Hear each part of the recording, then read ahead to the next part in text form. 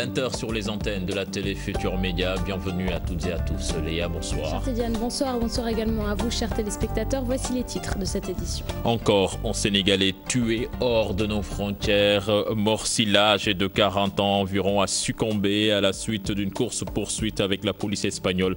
Il serait tombé du balcon d'un immeuble. Mandat de dépôt contre les quatre étudiants présumés lanceurs de pierres. Un de leurs avocats, Maître Abdou Dialikane, juge les charges excessives. Macky 2012 exige l'application de la loi sur cette affaire. La colère des médecins en spécialisation. En sit-in ce matin, ils réclament 11 mois d'arriérés de bourse au ministère de la Santé. Abba-Marie Kolsek, interpellé sur la question, n'a pas souhaité répondre.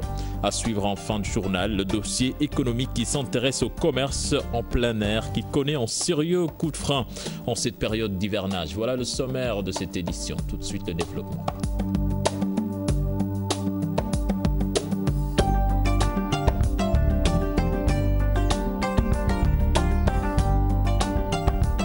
Monsieur, bonsoir. La communauté sénégalaise d'Espagne endeuillée par la mort tragique d'un des leurs. Morcilla, âgé d'environ 40 ans, serait tombé du balcon d'un immeuble après une course-poursuite avec la police, selon ses compatriotes qui accusent les policiers de l'avoir poussé du 4e étage. Interrogé par nos confrères de la RFM, le directeur des Sénégalais de l'extérieur a affirmé que Morcilla était soupçonné de détenir des produits contrefaits. Sorikaba précise que pour autant, cela ne dédouane pas la police venue perquisitionner chez lui.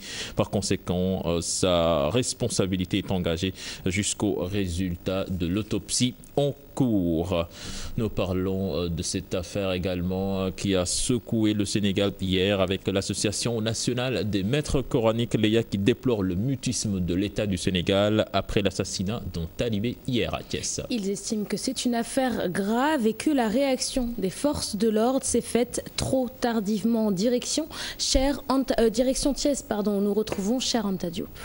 La Fédération nationale des associations d'écoles coraniques du Sénégal se veut catégorique dans cette affaire. Il s'agit d'une agression perpétrée dans un dara par une personne extérieure. Les Serigne Dara mettent en cause l'insécurité de manière générale. Ce qui s'est passé ici, c'est une personne mal intentionnée qui a cambriolé le lieu d'habitation des talibés. Il a agressé les talibés, il a commis un crime ici. Le dara était sécurisé. C'est clôturé. Les talibés habitaient dans un bâtiment en dur. Ça veut dire que le maître coranique a fait tout ce qu'il peut faire pour assurer la sécurité des talibés. Mais quelqu'un qui a l'intention de cambrioler ne peut pas être arrêté. Donc la responsabilité incombe à l'État. C'est l'État qui doit assurer la sécurité de la population. Il déplore tout de même le mutisme des autorités face à la gravité de cette situation. La police, qui est le premier rempart de la sécurité nationale, si on lui annonce un crime quelque part, et il hésite, il tergiverse, il passe des heures avant d'arriver au lieu. C'est le maître coranique même qui a appréhendé et arrêté l'individu. Donc ça aussi, ça nous inquiète et ça nous pousse à se poser des questions. Pape Ndiaye, la victime, est évacuée à l'hôpital Le Dantec pour les besoins d'une autopsie. Medoune Lo, un des blessés, est sorti de l'hôpital, tandis que Djibi Kane est toujours au service des urgences de l'hôpital Amadou Sakhir Ndiéguène de Thiès. La modernisation des daras, un projet qui tarde à se réaliser. Comme vous venez de le voir aujourd'hui, de nombreux talibés sont encore victimes de maltraitance. Oui, l'ancien chargé de programme de la modernisation des daras, Mamadou Ba, soutient que beaucoup de changements sont espérés avec ce programme. Il a rencontré nos reporters Aïssatou Paifal et Gervais Yao. Dara moderne, formation professionnelle pour les talibés, totale prise en charge. La modernisation des daras, une question d'actualité, mais des lenteurs notées. La modernisation des daras continue toujours. Il y a eu un malentendu tout simplement parce que les responsables, les principaux responsables des daras ont dit qu'ils n'ont pas été impliqués du début à la fin. Or, il y a une implication des représentants de ces associations. Maintenant, on leur a remis encore les textes qui étaient élaborés pour qu'ils apportent leur amendement. Des programmes, des actions, un impact positif sur la vie de ces jeunes talibés. Cette modernisation est là pour non seulement sauvegarder l'apprentissage du Coran, mais introduire aussi l'apprentissage du français qui est la langue officielle du pays et d'autres apprentissages. Donc le talibé ne restera plus tout simplement au Dara pour faire du Coran, mais il va faire autre chose. D'où la nécessité d'une large sensibilisation et d'une implication de tous. C'est de continuer d'abord d'appliquer la loi qui est en vigueur, donc, et de sensibiliser mieux encore, d'impliquer les seigneurs Dara, parce que c'est eux-mêmes qui se sont appropriés de la stratégie nationale de la SNPE, particulièrement, comme vous l'avez dit, la modernisation des Dara. Donc, c'est de sensibiliser ensemble la population, mais au-delà de la population, les seigneurs Dara. Victimes de sévices corporels et d'abus sexuels, les talibés continuent de faire la une des journaux, phénomène inquiétant au moment où la modernisation des Dara est dans l'air du temps. Je vous disais tout à l'heure en sommaire, Maître Abdou Dialy Kane, un des avocats des 4 étudiants présumés coupables de caillassage du cortège du chef de l'État, se dit surpris des charges retenues contre ses clients. Des charges excessives selon l'avocat qui estime que le dossier est vide. Écoutons Maître Abdou Dialy Kane, ses propos sont requis par Dissa Prera. Mais je ne peux pas, moi-même je ne comprends pas sur quoi on s'est fondé pour poursuivre ces pauvres étudiants sur le fondement des dispositions de l'article 80. Parce que comme je l'ai dit hier, les chefs d'inculpation sont d'une lourdeur sans commune mesure avec les faits pour lesquels ces étudiants-là sont poursuivis. Mais s'ils sont reconnus coupables, ils risquent des peines extrêmement sévères. Mais il s'agit d'une procédure qui ne débouchera à rien du tout, parce que ces étudiants sont innocents, ils n'ont absolument rien fait. Il s'agit d'une infraction de groupe perpétrée par des milliers de personnes. On en prend 4 pour dire qu'ils sont responsables de tout ce qui s'est passé à l'université de Dakar. Et tout comme Maître Abdou Dialy Kane, pour les étudiants de l'UCAD, les charges retenues contre les 4 étudiants sont excessives au regard des faits qui leur sont reprochés. Selon eux, Léa, ces charges devraient être allégées pour permettre à ces étudiants de retourner dans les amphithéâtres. Suivons plutôt ce reportage effectué à l'université Cheikh Anta Diop de Dakar par nos reporters Dissa Prera et Gervais Yao. L'avenir s'assombrit pour les étudiants accusés d'avoir caillassé le cortège du président Macky Sall. Association de malfaiteurs, atteinte à la sécurité de l'État sont les charges retenues contre eux par le parquet, des charges jugées excessives par leurs camarades étudiants. Je pense que cette charge est tellement lourde, envers les étudiants. Car ici, nous sommes des étudiants et nous sommes tous égaux. Je pense que cette décision est malvenue, très malvenue, en regardant tout ce que la presse avait relaté dans l'affaire. Je pense que c'est une décision qui est très lourde et très probablement peineuse pour les étudiants. Si Bara Ndiaye de Rewmi, El Hadji Diaw du MEL, Abdourahmane Ndiaye et Aminata Diouf sont reconnus coupables, leur séjour en prison risque d'être long. Ils encourent au minimum 5 ans de prison. Conscients des risques, leurs camarades étudiants pensent qu'il faudrait alléger les sanctions. Cette charge doit être revue au niveau de l'administration judiciaire, car cette charge incombe, car cette charge ne devait pas être prise de façon unilatérale. Je pense que les charges sont un peu trop lourdes. Je ne cautionne pas ce qu'ils ont fait, mais puisqu'on est tous différents, je pense qu'ils ont essayé de montrer leur mécontentement au président de la République. Donc je ne cautionne pas ce qu'ils ont fait, mais je pense que le procureur doit tenir compte de leur situation et alléger un peu la charge. Le dossier actuellement en instruction, les 4 étudiants à la maison d'arrêt et de correction de Rebeuss jusqu'à un nouvel ordre.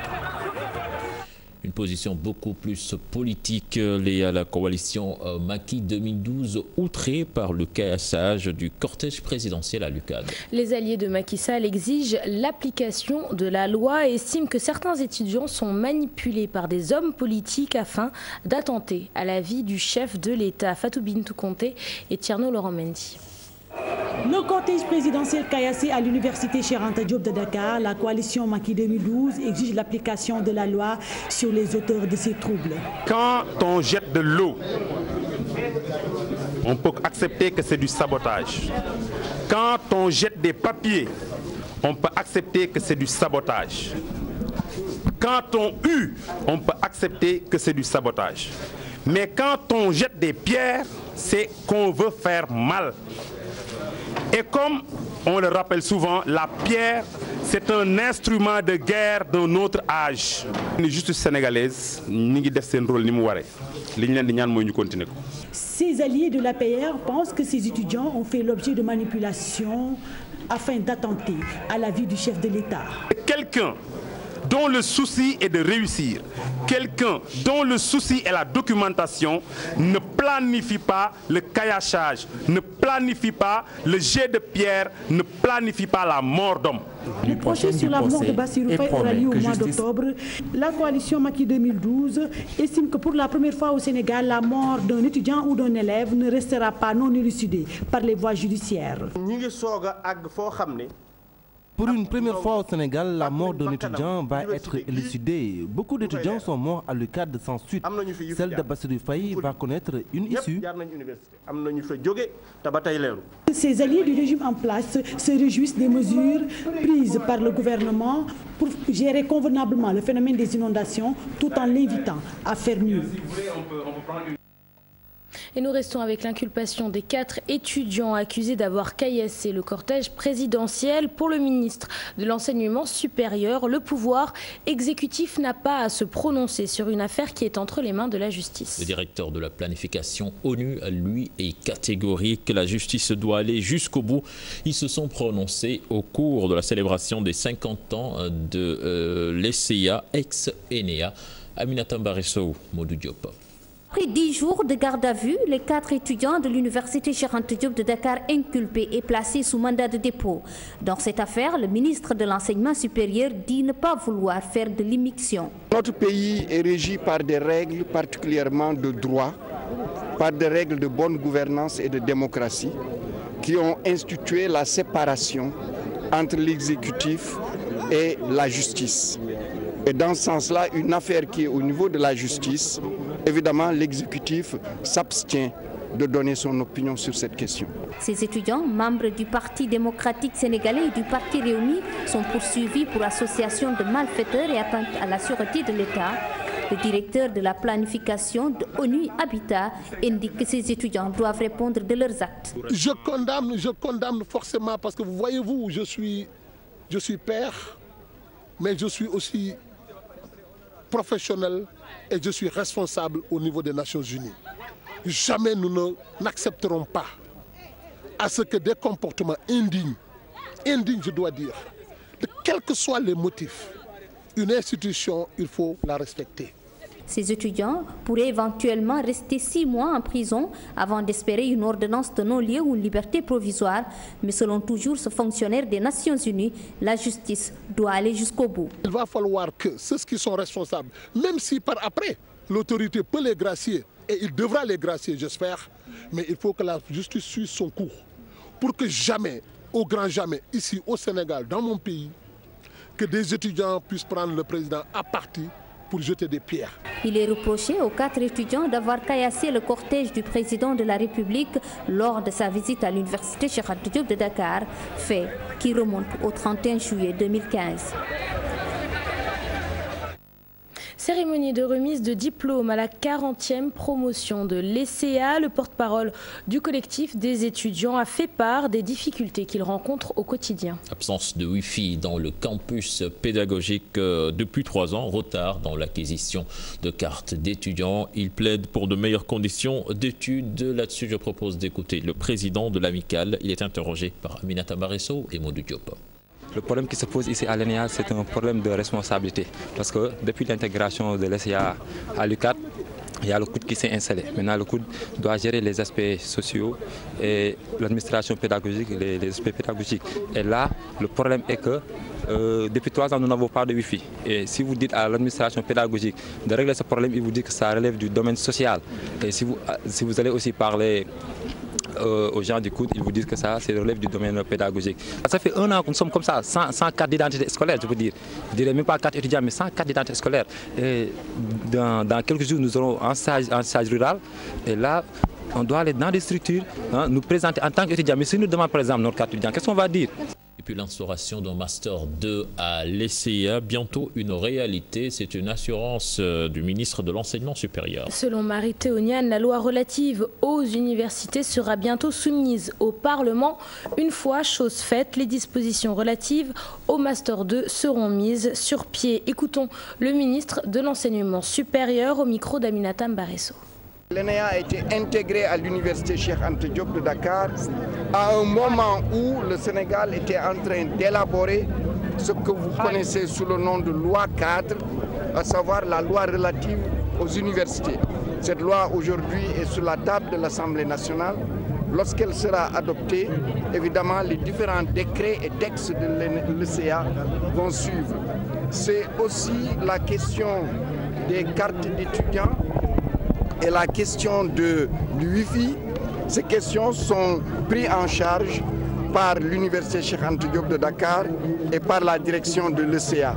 Et puis la décadence du système éducatif sénégalais préoccupe vivement le directeur de la planification ONU Habitat.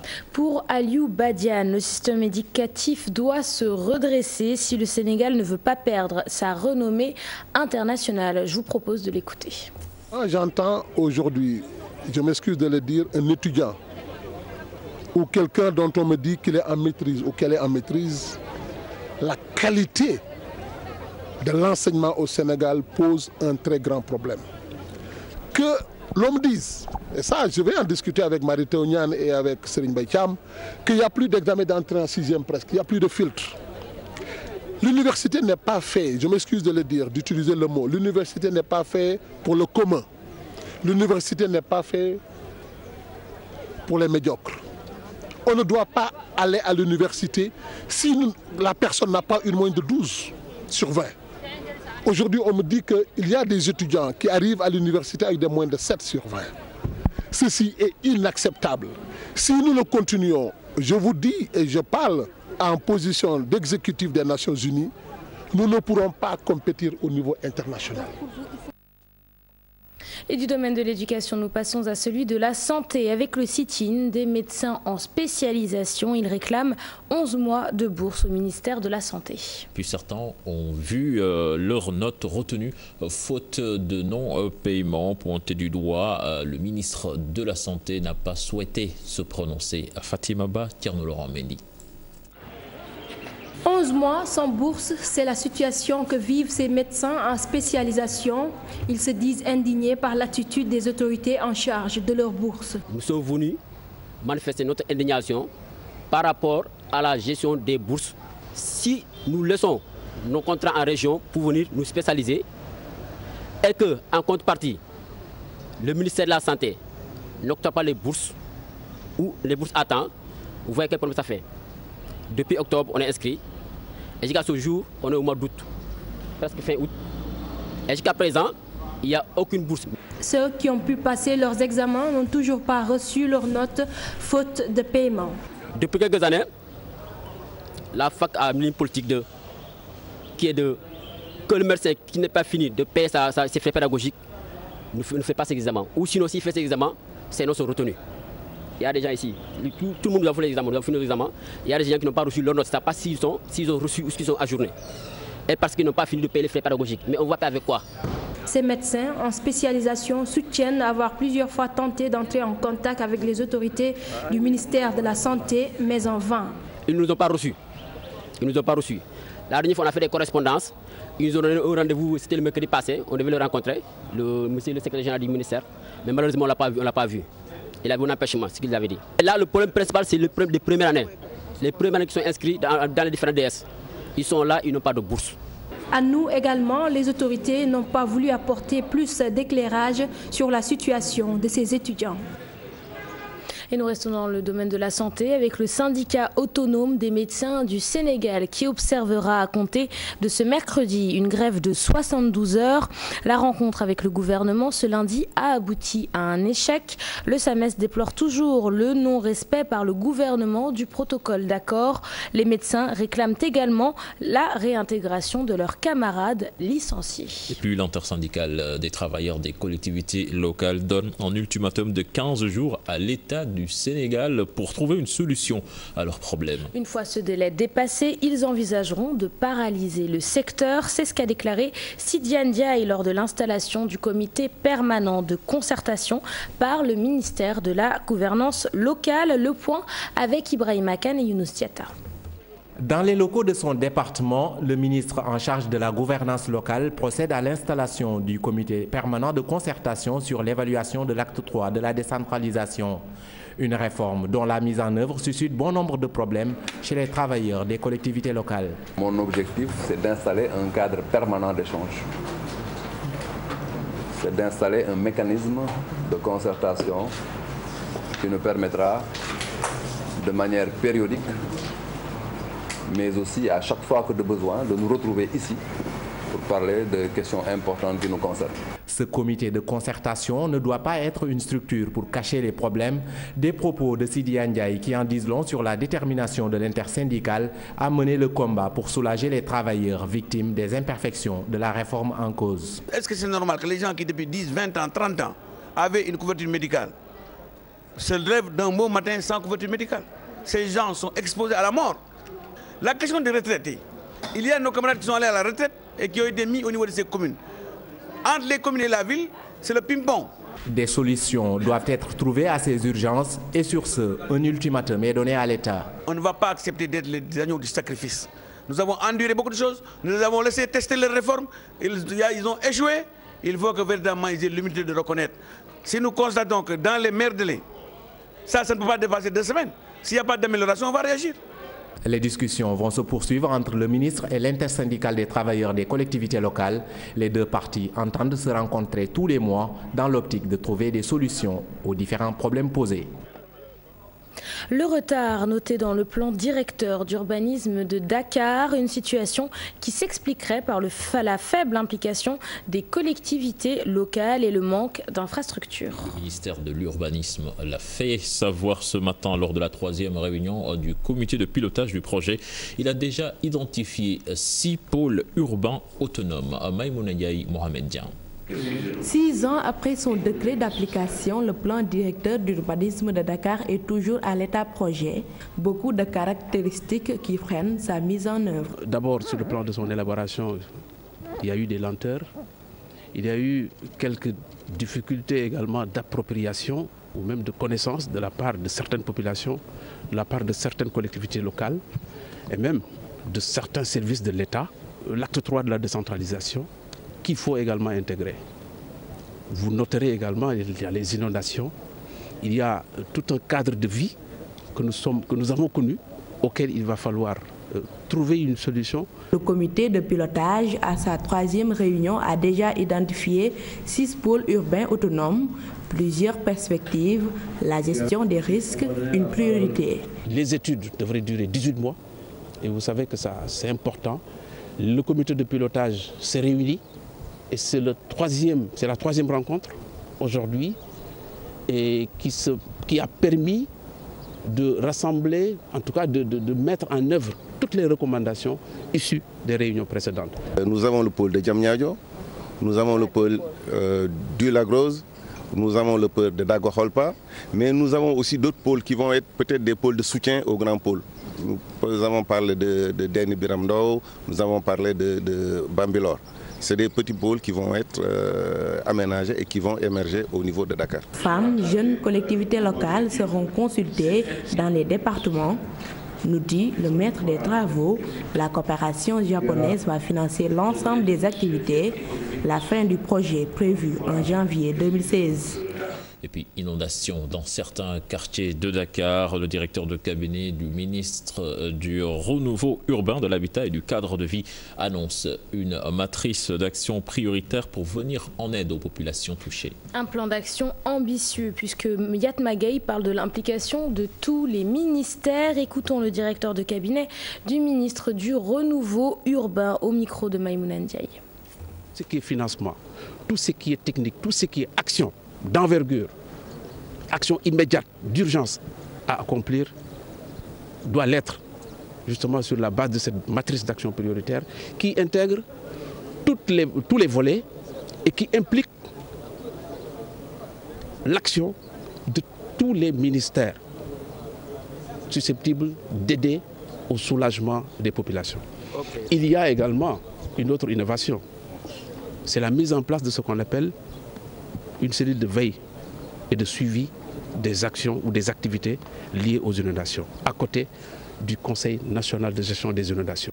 Le dossier de ce mardi s'intéresse au commerce à ciel ouvert, une activité difficile en période d'hivernage. Avec les pluies qui empêchent de travailler, à cela s'ajoute le manque de clients qui entraîne une chute vertigineuse de leur chiffre d'affaires en dossier signé Dissa Prera et Gervais Yao. La saison des pluies ne fait pas bon ménage avec le commerce en plein air. Tabliers, vendeurs ambulants et bouquinistes établis sur l'avenue Blaise Diagne vivent des périodes difficiles durant l'hivernage. C'est très difficile parce que vraiment avec la pluie, on ne peut pas étaler. On ne peut pas étaler parce que ici c'est une descente d'eau, donc l'eau vient vraiment c'est très difficile. Si on dit vrai, le commerce marche plus l'hiver que pendant l'hivernage. Nous vivons présentement des périodes de vaches maigres. C'est difficile de travailler durant la saison des pluies. Quelquefois, la pluie nous surprend et on est obligé de fermer boutique. Au-delà des difficultés causées par les fortes précipitations, les chiffres d'affaires en prennent aussi des coups. Faire des bénéfices relève d'une véritable chance. Les gains sont divisés par 4 en saison des pluies. Pendant l'hiver, on faisait de meilleurs gains la journée que ces périodes-ci. Avec 100 000 francs avant, on ne peut même plus se retrouver avec 50 000 francs le jour. Et voyez-vous, les interdictions de la mairie de Dakar Plateau aussi nous causent beaucoup de difficultés. Cette période, les chiffres d'affaires sont très bas. Très bas. À partir de septembre, la reprise va commencer avec l'école française, tout. À partir de septembre, octobre, novembre, décembre, là vraiment on travaille. En période de forte affluence, il faut le diviser par 4 comme ça, c'est ce qu'on gagne maintenant. Autre inconvénient qui vient se greffer à ces difficultés, l'interdiction faite aux commerçants par la mairie de Dakar Plateau de s'établir sur la rue. Il y a les nervis de la mairie qui sont intransigeants. Ils en viennent même aux mains si on refuse de fermer boutique.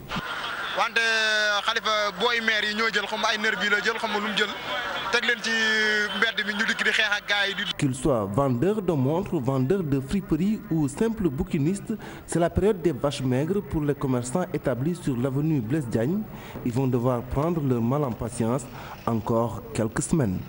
C'est la fin de ce journal. Léa, on se donne rendez-vous demain. Oui, à demain, chère Tidiane, et ne sois pas trop déçu pour le Barça. C'est pas encore fini. Voilà.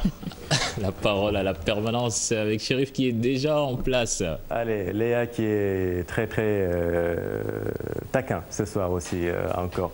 4-4 en tout cas pour ce match Séville-Barcelone.